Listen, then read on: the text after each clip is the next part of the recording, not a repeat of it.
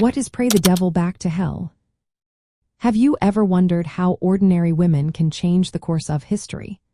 Pray the Devil Back to Hell is a documentary that tells the inspiring story of the women of Liberia Mass Action for Peace.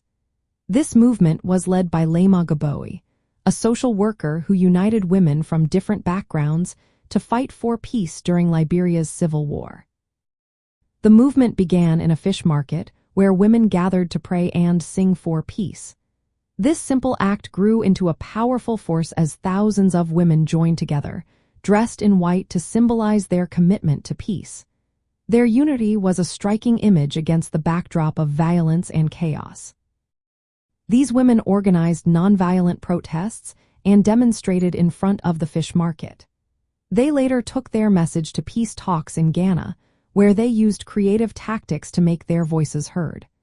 One memorable moment involved them threatening to remove their clothes to break a deadlock in negotiations. This bold action shocked the negotiators and highlighted their determination. Their efforts played a significant role in ending the Civil War and led to the exile of President Charles Taylor.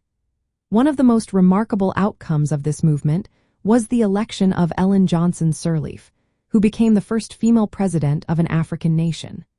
This was a historic moment that showcased the power of women's collective action in shaping political change. From a cultural heritage standpoint, this movement illustrates the strength and resilience of women. It shows how women can come together across religious and social divides to achieve common goals. The documentary serves as a powerful advocacy tool, inspiring women in other conflict zones to mobilize for peace and security. Pray the Devil Back to Hell celebrates the transformative power of women's peace movements. It highlights how collective action can lead to lasting social and political change.